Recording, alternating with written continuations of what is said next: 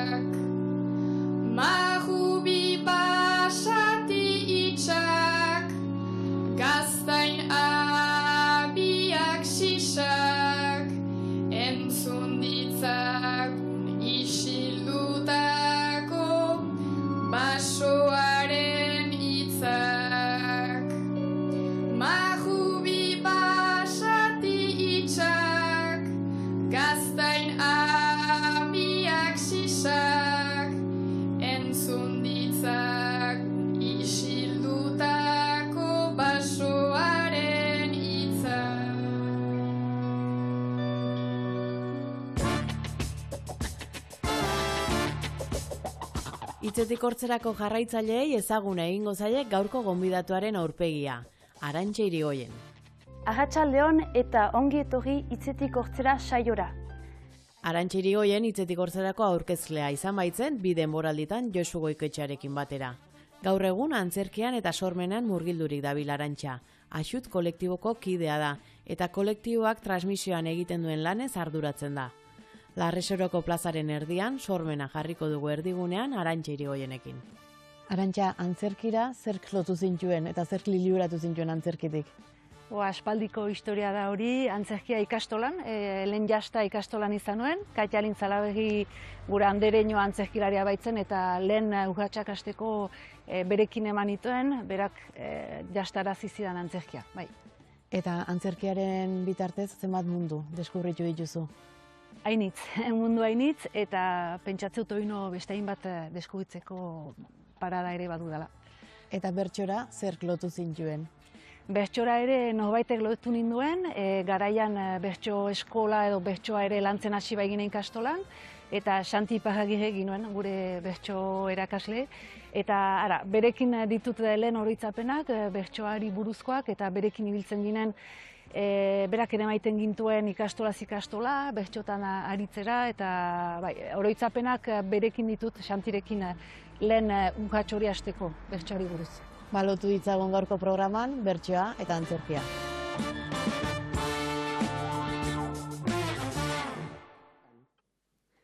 Zuek aizpak zarete. Adinekoa duzue aita, eta ez da jadanik bakarrik moldatzen etxean.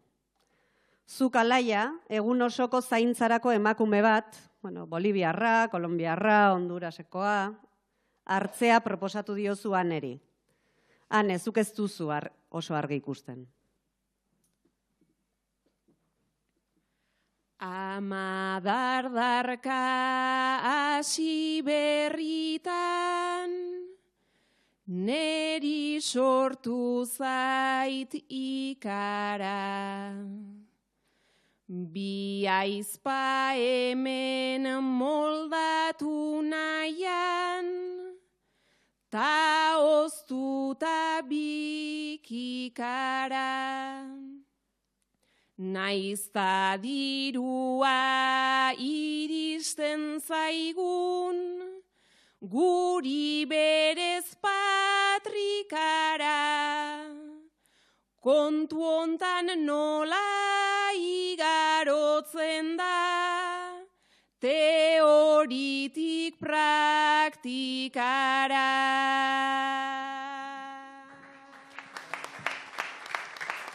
Egia esan jauzi handi bat egoten da praktikara. Ta aita hola ikusi eta nigan zenbat hotzikara. Gauza gehiago izan nahi dut nik, ta ez bakarrik alaba. Bale A-plana ez da ainona, baina B-plana zein da ba.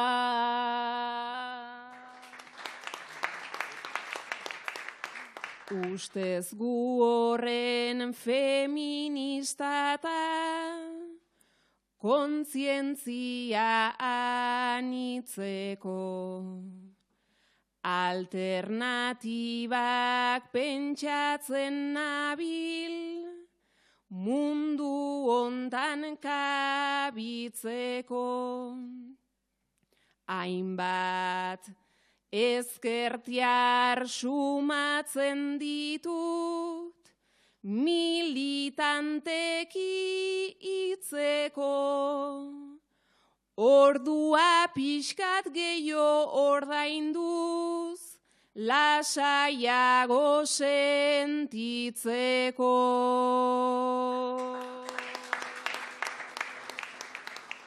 Bestela lana aurrak bizitza ta zaintza zenbat ernegu.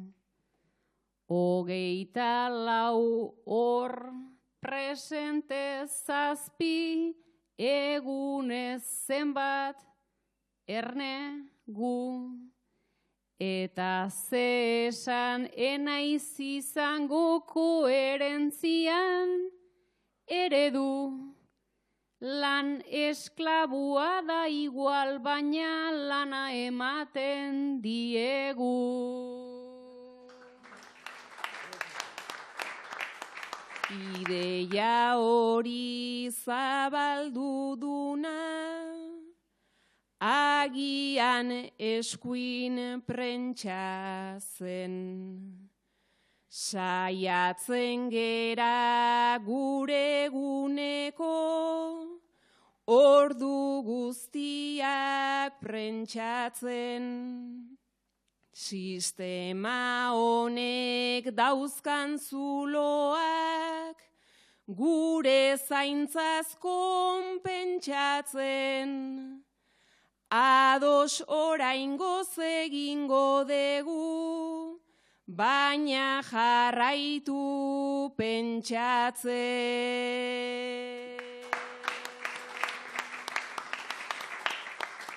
Eskertzen dizut hola biziko, naiz berriz ongita lasai. Naizta gauetan kontra esanak, maindiretan izan etxai. Aita sekula eskola irteran etzen egoten gure zai. Berez arrazoi guztia duzu, baina ez dut aita zaindu nahi. Zuek anaiarrebak zarete. 6 eta 8 urte inguruko anaiarrebak. Eta zuen bizian, zuen harremanean oso presente dagoen gauza bada, lehia. Eta lehia egunero praktikatzen duzuen zerbait da. Adibidez, parkean, nork gorago, nork azkarrago, nork ozenago, nork ago. Hori da kontua. Egun arrunt bada gaur. Egun arrunt bat elkarrekin eta elkarrekiko batez ere. Eta parkera iritsi berriak zarete. Ea nork gehiago, nork gorago, nork. Etxetik irten eta abitu parkera, arreba lehia beti bizitza izan parte da. Oraintxe heldu gara txirrista parera. Zu normal jetxi zaitetan iburuz bera. Zu normal jetxi zaitez tan iburuz bera. Lastegen joanen naiz loian putzuz puzu, kolumpioan ujuntalere amultsu, honetaz gelditzea nahi izan dut kursu, ni sortu nintzenetik lehiatu nahi duzu, ni sortu nintzenetik lehiatu nahi duzu. Otarteko kontuan erratuta zaude, hori janleike errestoan naiz debalde. Horra sugandila bat hortxe parez pare, ia nor jaten duen negar egin gabe, ia nor jaten duen negar egin gabe. Horretan onena naiz enezake uka, lotura dut haiekin hasi eta buka, asko gustatzen zaizkit buztanak enduta, zorabiatuko zara eskutan hartuta, zorabiatuko zara eskutan hartuta. Akaboleia eta alio parkea, onena degu bueltan etxera joatea. Amak emandakoa geuk txintxo jatea, onena duzu nere arreba izatea, onena duzu nere arreba izatea. Leialki jokatzen dut ta modu xumean, zure arreba naiz bai bizi ilunean, etxea ikusten dut ujunean, ai ez zaizu gustatzen galtzen duzunean, ai ez zaizu gustatzen galtzen duzunean.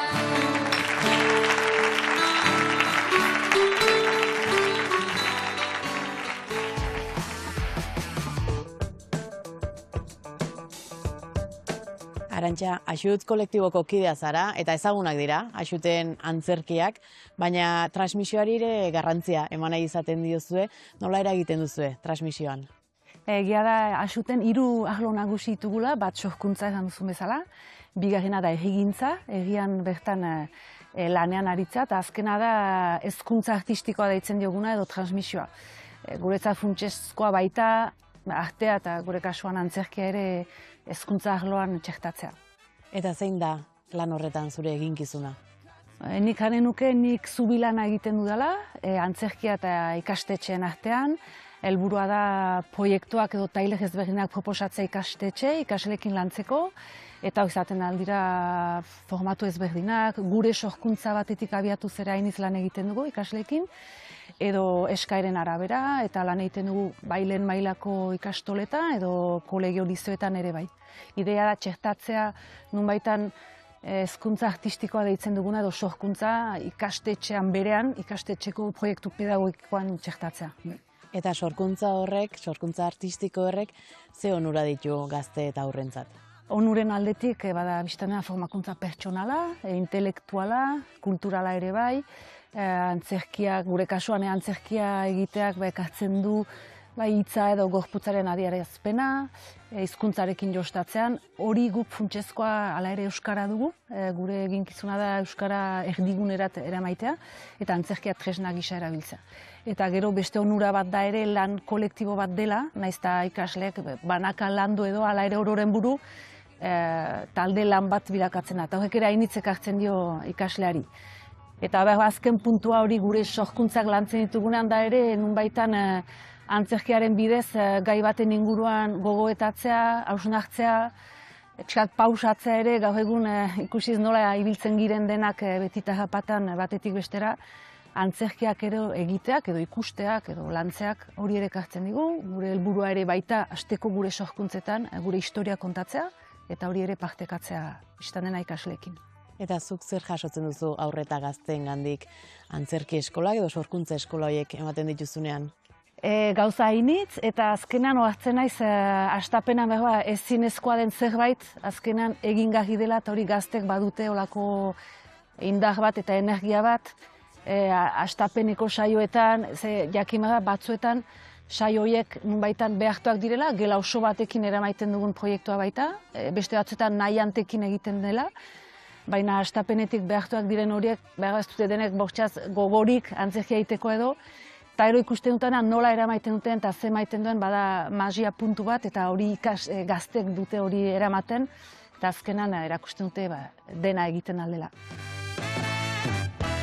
Galdetu nahi dizut, hitz egiteari buruz, kontatzari buruz, hizketa txiki horri buruz, xume horri buruz, zuk egunean zehar norekin hitz egiten duzun, nola hitz egiten duzun, norekin hitz egiten duzun gustura, egunean zehar. Zeharkatzen dituzun elkarrizketa horiek, nolakoa diren, eta kaso esan nahi bazen duke zuretzat esne berrik eta ez den zerbait ere, bere izten duzun beste berrik eta motarik. Berdin zait esnezko hitz edo berbarme, berdin zait berba beltza, berdin berba berde, kontatzea pasio eta bizilege, ni ez baina izixiltzen ametxetan ere. Hitzek sarri badute nahikoa desorden, baina azaltzen dute iztun hori norden. Ni sortu nintzenetik berritxua omen, hizketan hasi nintzen oinez baino itzen hotxa delako hain esne epela, betetzen dute gaua eta betetzen gela. Nere bikote batek zioen horrela, ni larrutan bakarrik isiltzen naizela. Beraz isiltasunak sexuan baldintzak, geroa hau airekizun bertsolaritzak, baina gustatzen zaizkit belarrien mintzak, eta entzun nahi ditut albokoen hitzak. Itzan eretzako da bizitza jatea, itzan eretzako da arnasa artea, itzan eretzako da aizea bakea, ta inguruko hoiei jaten ematea. Beraz aprobetxatu gaudenean bero, gero isilduko gara joandakoan edo, ta berdin iparraize edo aize ego, dantzatu bitza hitzak eta gero.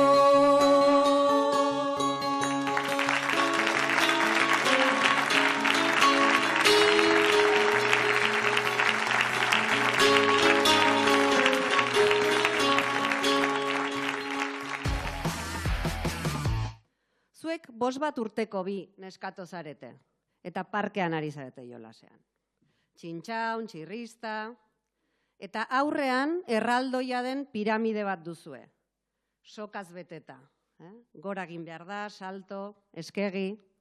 Zuen adin bueltako mutilak ikusten dituzue goian, izterrak ongi tapatuta, prakamotxekin, behatzak ongi estaltzen dituzten zapatekin, eroso, esaten dena. Eta zuek hor zaudete, ipurdia erdi bistan uzten dizuen soinekoa, behatzak airean uzten dituzten sandalia ergeloiek, haizeak aurpegira ekartzen dizuen mototxean jarri dizueten lazo erraldoi hori, eta biek piramidearen gailurrari begiratu diozue. Aurrean duzue piramide erraldoi bat eta hor zaudete zuen sandalia behatz bistan uzten duten hoietakoekin, ipurdia ere erditapatuta lazoa aurpegian.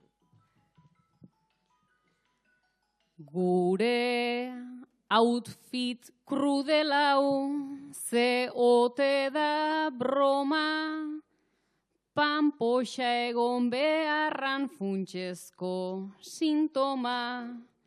Badut botoi txiki bat atzean dagona, gora igo nahi nuke askaidazu gona, gora igo nahi nuke askaidazu gona.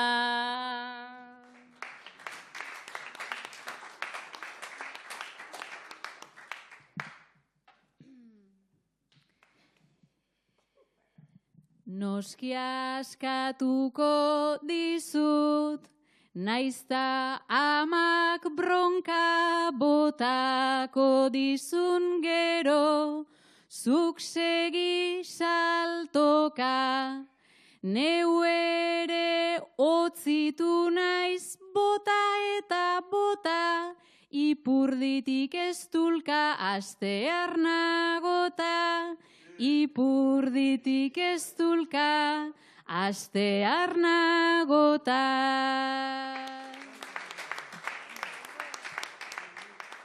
Hori zer nola ote den nahiago ez jakin, Aserre ama Luisa eta aita Joakin. Gorantz eskalatu nahi ta odolak irakin, arnes bat egin leike zure lazoakin, arnes bat egin leike zure lazoakin.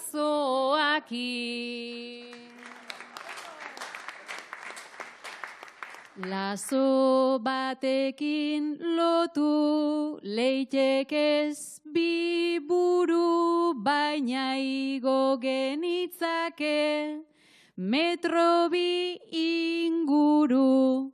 Gu gorantz joateko gogoz diardugu, baina goikoak zelan botako ditugu, baina goikoak zelan botako ditugu. Piratak garela esan zuk jarri partxea, guk egunero egin behar jaunartzea. Gurasoak zapata hauez ausartzea, soil-soilik falta zaie takoiak jartzea, soil-soilik falta zaie takoiak jartzea.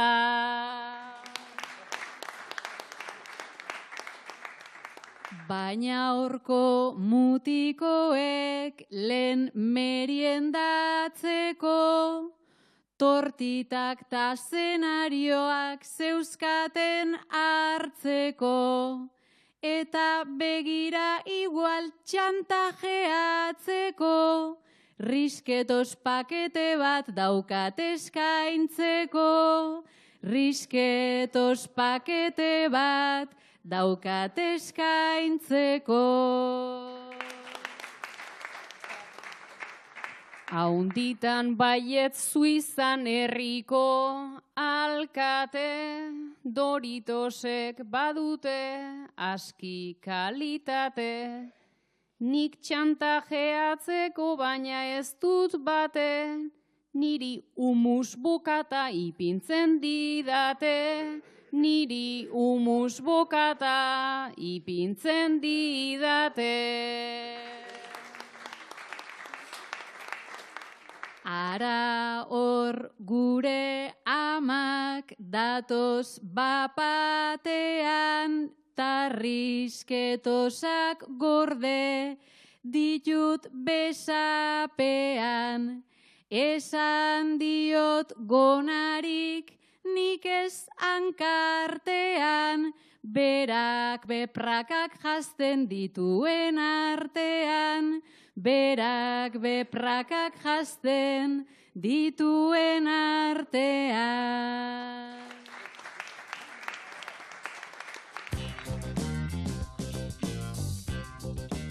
Arantxa eta antzerkia ikastetxetan lantzeak zertan eragiten du antzerkiaren ekosisteman? Nik uste hezkuntza edo ikastetxea bera espazio biziki importantea dela, transmisio espazioa, eta arteak oroak eta gure kasuan antzerkiak beharrezko dela espazio hortan egotea. Beraz, antzerkiari biztanena beste leku bat eskaintzen dio, beti ere Euskara erdigunean emanez, hortan insistitzen dut, gure kasuan Euskararen garapenari txikiak gira eta hori dugu ere helburu. Gure ez da antzerki eskola, guk ez ditugu, gure helburua ez da antzerkilari bat edo aktore bat hortik ateraraztea, baina bai zendako ez gustu hori emaitea, gure aintzinean ditugu biharko ikusentzuleak, biharko idazleak, biharko antzerkilariak, bertsolariak eta artista guztiak, beraz bai ustut funtsezkoa dela lotura hori egitea, eta berek ere ikus dezaten azkenan eskuragarri dela ere antzerkilari bat gelara joitea edo sorkuntza bat bururaino ere maitea, eta ustut argi dela hemen hasteko ikusten dugula, adibidez hor libertimenduekin edo kabalkadetan, zenbat gazte ikusten diren plazetan. Zergatik da garrantzitsua hezkuntzan sormena lantzea? Egia da hezkuntza usu lotzen dugula eskola akademikoekin, jakintzak ikasi, azterketak eta sorkuntzak edo sormenak ekartzen duela beste askatasun bat, eta gazteri ere sormena piztea ere beharrezkoa dela. Eta lan hortan funtsezkoa dena da ere irakasleen implikazioa.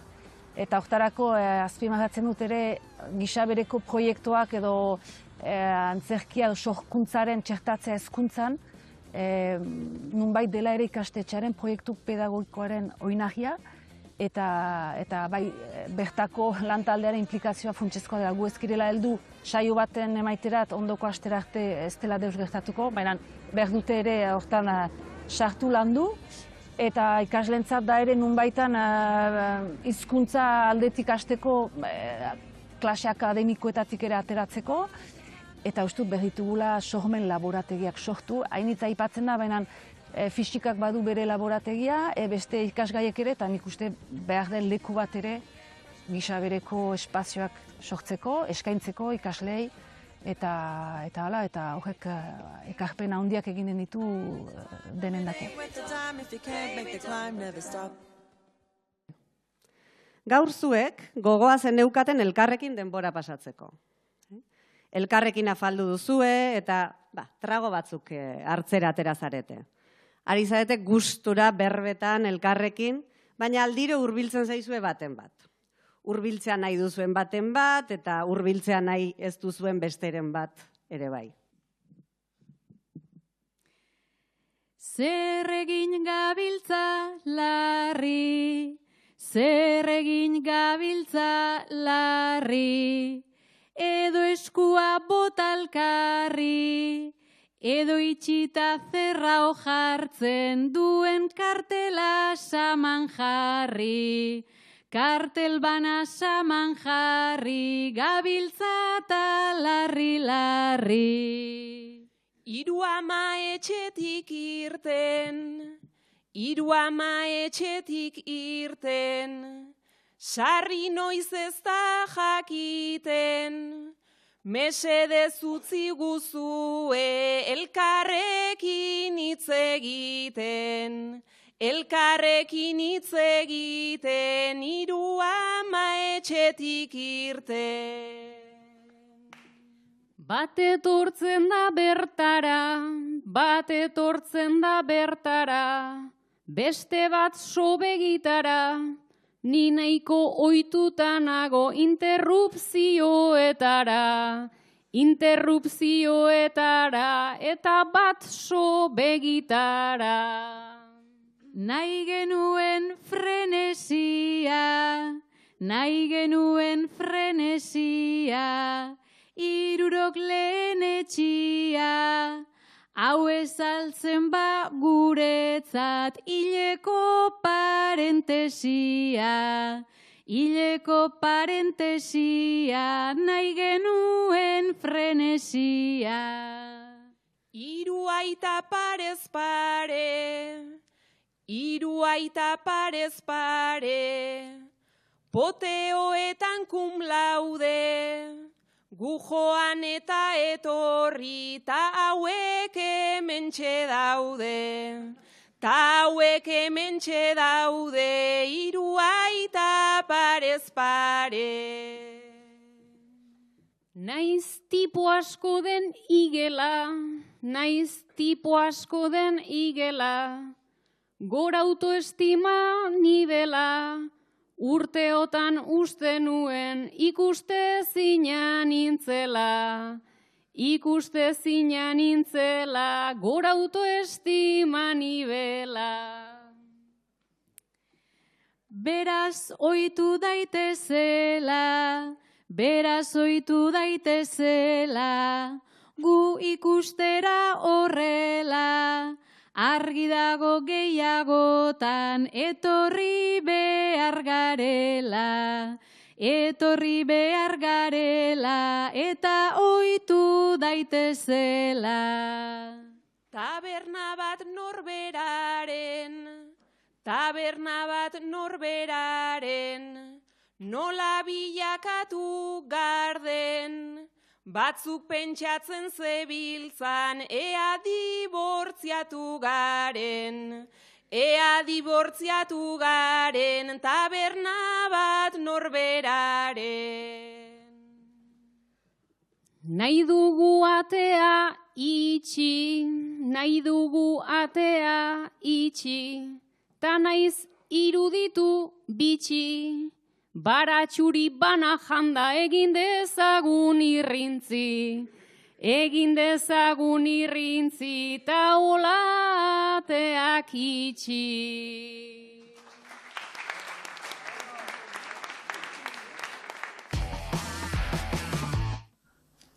Zuek 100 urteko bi pertsona zarete.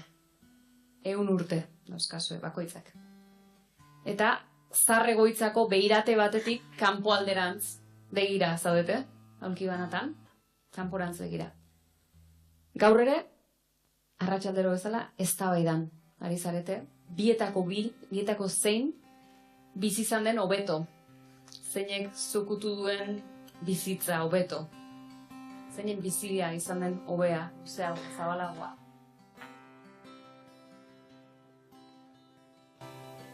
Betiko leio ontan dugu biok zita, ni gainetik nabil pentsatzen hasita. 54 biloba ta denek bisita, ni nola hilko naiz ba hain ondo bizita. Gaua da telatuan hor daude bikatu, ta haiei begira bigorputz nekatu. Txikitatik hasita lehiatu, txirristan hasi zanak aulkian bukatu.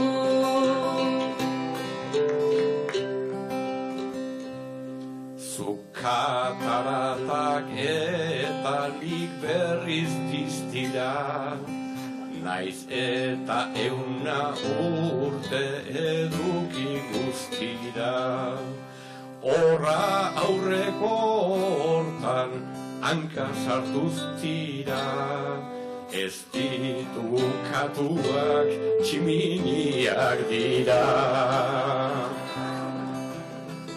Katuek ez aldute kerik ateratzen, biok hementxe gaude egun zaharrak batzen, baina nola ez geran ainerraz nekatzen, zioten belar txarra zailak abatzen.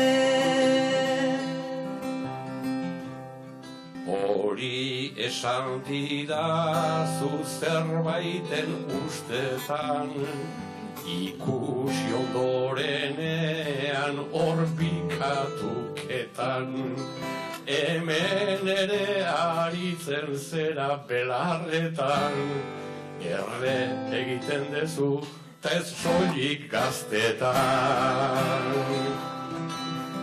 Arratsaldeak bazun zerbait asperretik, ta iluntzeak badu zerbait aserretik, zure lagunak badu gaur zerbait erretik, kendu zazu eskuan ere izterretik.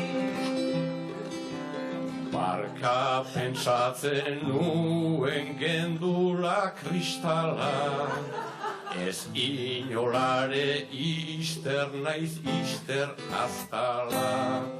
Benga gintonik bana gauero bezala, ta lehenengo hiltzen danak ordaindu dezala.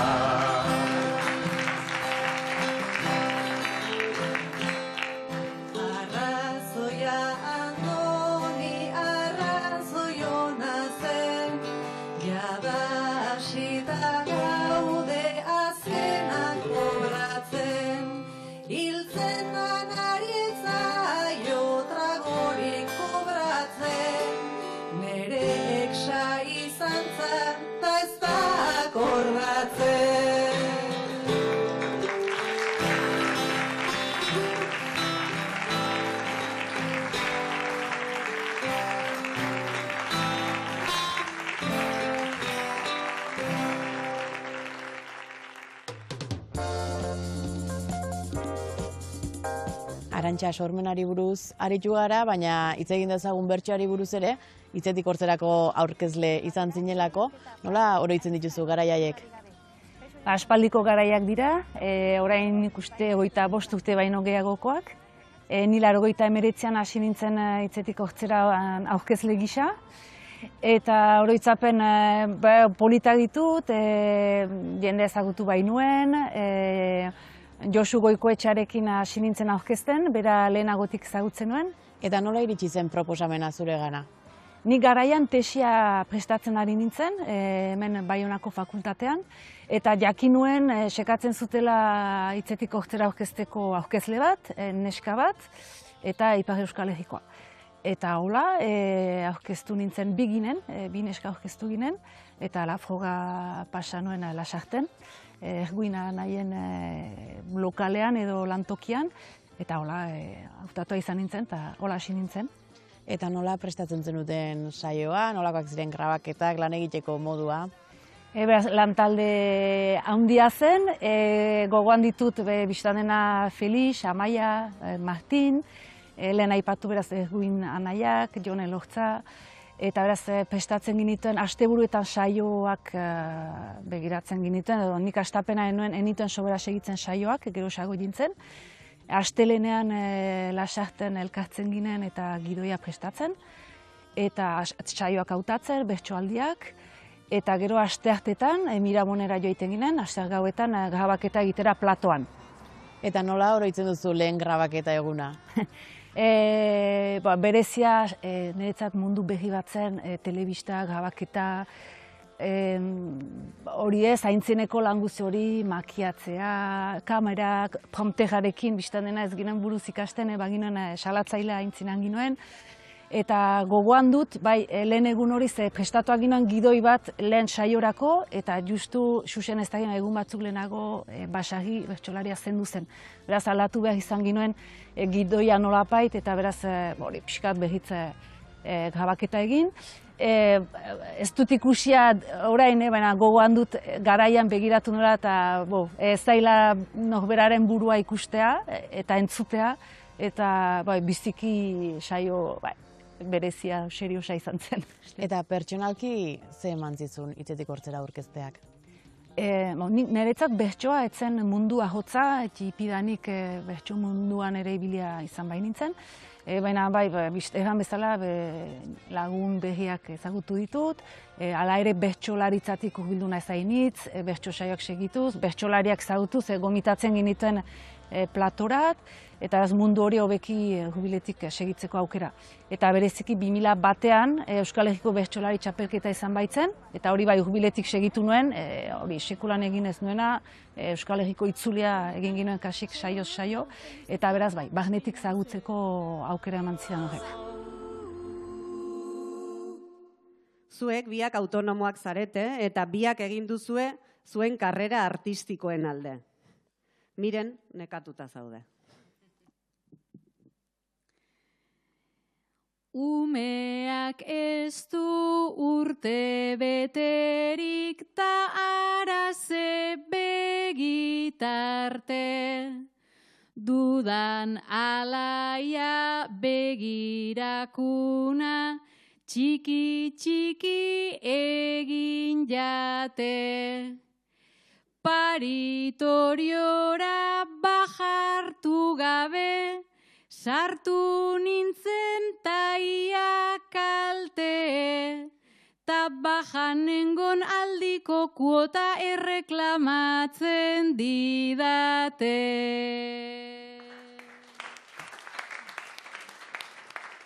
Autonomoen bizitzak badu nahikoa kontrako aize, baina horrela hautatu nuen eta sormenak nau ase. Naiz poltsikoak hilamaieran ez diren dantzatzen aixe. Orain bertsoak irteten zaizkit torlojuak bezelaxe.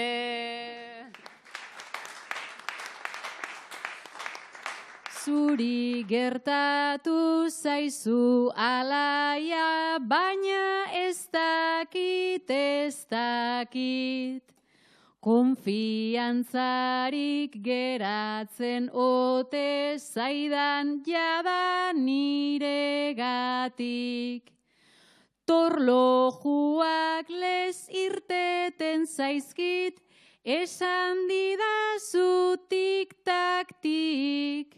Gauza da zenbat pagatzei zuten torloju horiengatik. Zuk badakizu leku bakoitzak ordaintzen dula desberdin, ta enkajatzeko engranaietan badela nahiko alegin. Nik umeekin egon nahi nuke, haiekin dena atsegin. Ta hola behintzat auta liteke, zenbat ta nola lan egin. Egia da hau autu bat dela, eta horretan txegabiz. Geure saiotxo ta liburutxo, ta aldela bizetan biz. Zeukere alaia ezote duzu, pentsatu horren beste aldiz. aspaldi utziko gendula hau elkarregatik espali. Poltsikoetan ogi papurrak, Playmobil pelutxe untxi, batzutan nekez edota kulpaz, alere holtzari eutxi. Zunekatuta zauden alditan egingo dizut igurtzi. Bide laguntza nahi zaitut beti, mesedez etzazu utzi.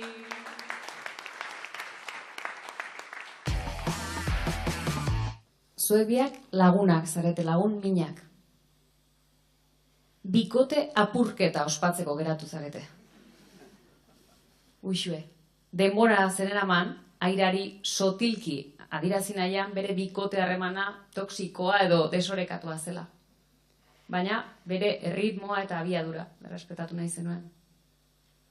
Hilabete da, airak pausua eman eta apurtu zuela harreman hori, asteotan ustu dituzue, zenbait patata zorro, infusio batzuk hartu dituzue.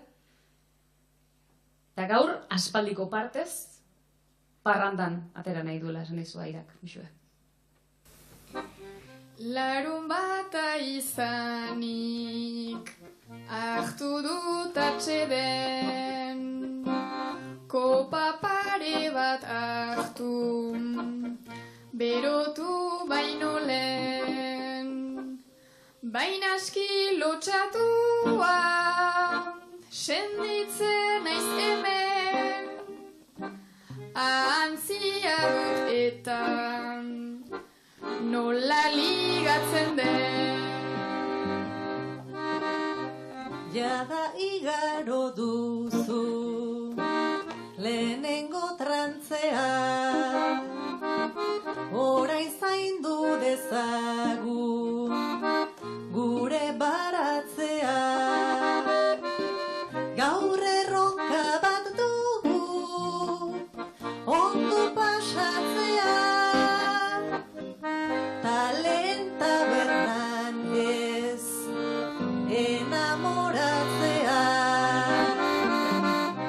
Hori gertatzen baita gehienetan, mimo behar hojetan, ari zarenetan, baina ez dakit zer den ene begietan, nereksa ikusten dut iskin guzietan.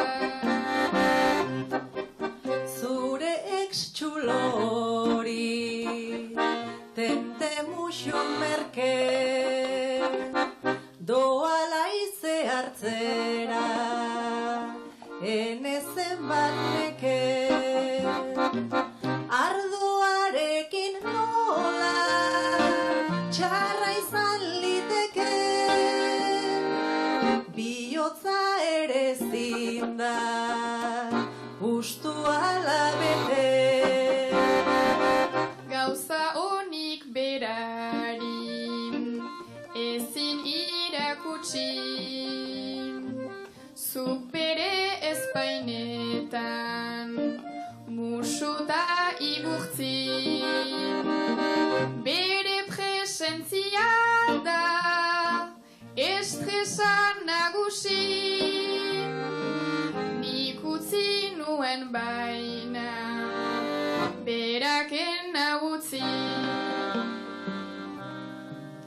Baguk ez dugu behar hain tipo zazkarrik, ez bere matxista da, ta ez bere bizarrik.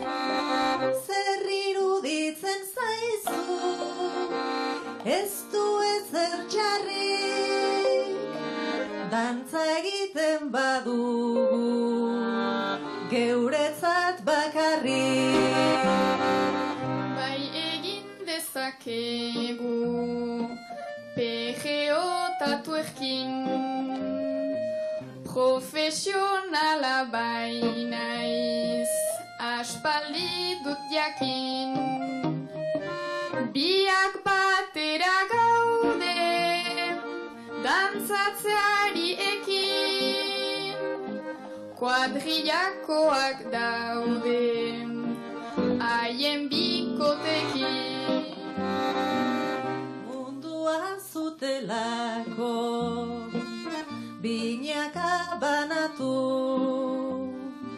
aizen bat negozio, ta zenbat kontratu.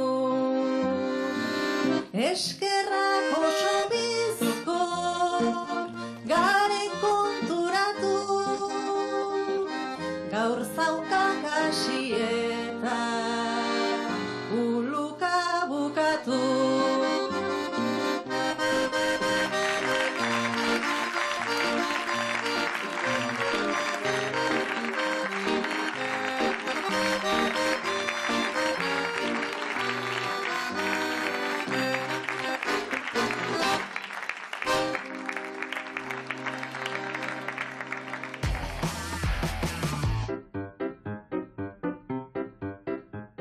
Arantxa, eta gaur egun bertsioarekin ze harreman duzu?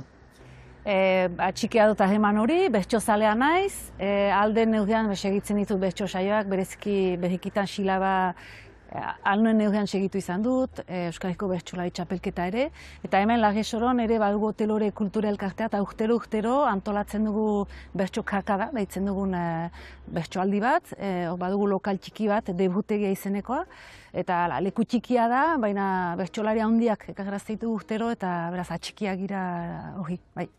Eta Hitzetik Hortzerako aurkezle zinenetik gaur arte, asko aldatu da bertsolaritzaren egoera Ipar Euskal Herrian.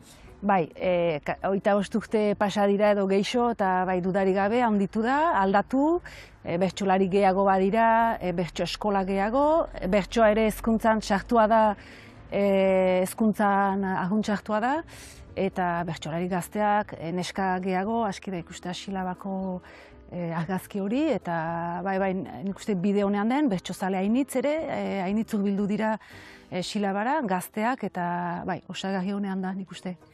Gaur egun Hitzetik Hortzeran, gonbidatu guztiei galde egiten diegu zein den euren bertsoaldi kutxuna edo gustokoa, zurea zein da? Nikola gogoan dutana eta azkenik entzuna prezeski silabako saio batekoa da, Baigogin kantatu zena, eta Elisabet Etxandik ganbaran kantatu zituen bertsoak dira. Ongi iruditzen bazaizu, bertsoaldi horrekin agurtuko zaitugu, Arantxa Irigoyen, eskerrik asko eta laster arte. Mila esker zuri, laster arte bai. Gaur ukan duzu, sekulan egin ez dauzuten aitortza edo errekonozimendua. Betagamera joaiten nintzen, lehen aspaldi eskolara, ez dut antzia gure aitaren, agur Mariaren karga.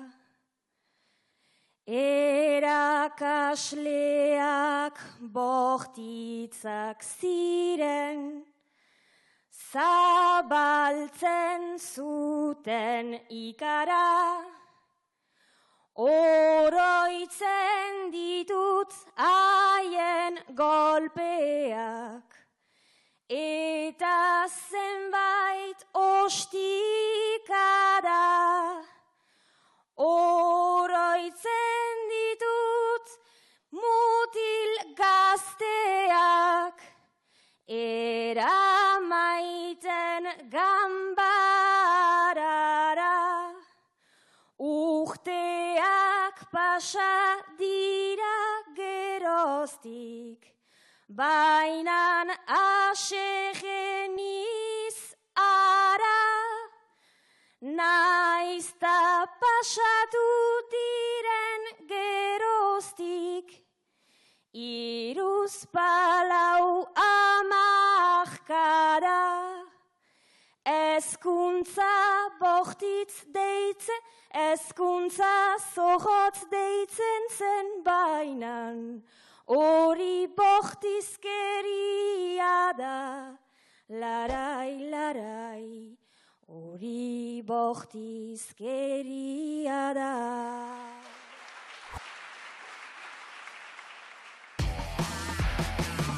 Gaurko programa bukatzeko Sahatz Karasatorreren Zeri kantatu baneki bertso sorta entzungo dugu. Sahatz Karasatorre kantuan eta Manes Pagola musikan.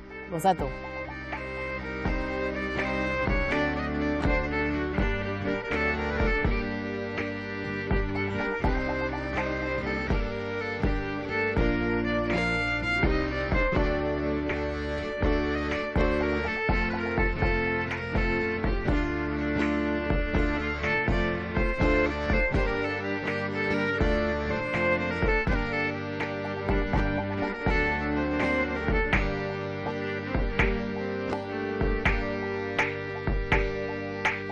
Zeri kantatu baneki, zeri ireki atea, kantuan isiltzen dena, ematen badu kantea.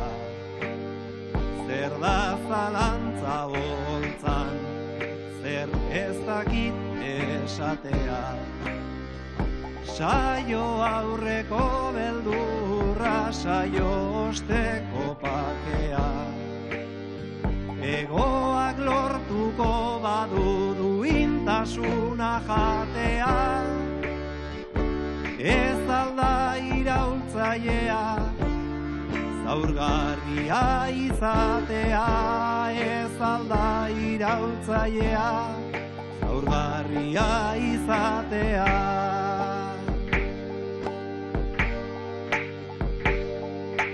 Kantuan ari alzara, nola doak izu da.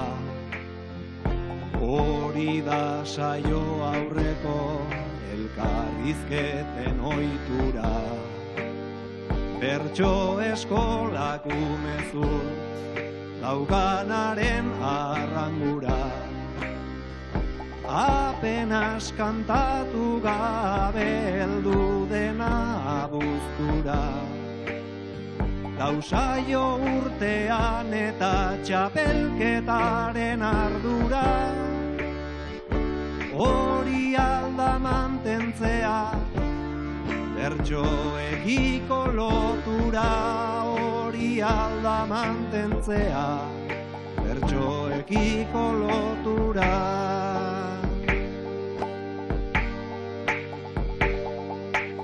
Eta ez badut kantatzen, beste batzuen iguala. Besteek beste zehozer eskeniko dute ala. Saio batetik itzultzen, isilik doa diala. Haize pixka bat behar dut jetxi dezadan kristala. Nik bakarrik behar aldut edo da kontu normala. Beste batek esatea, gaur ongi egin dudala. Beste batek esatea, gaur ongi egin dudala.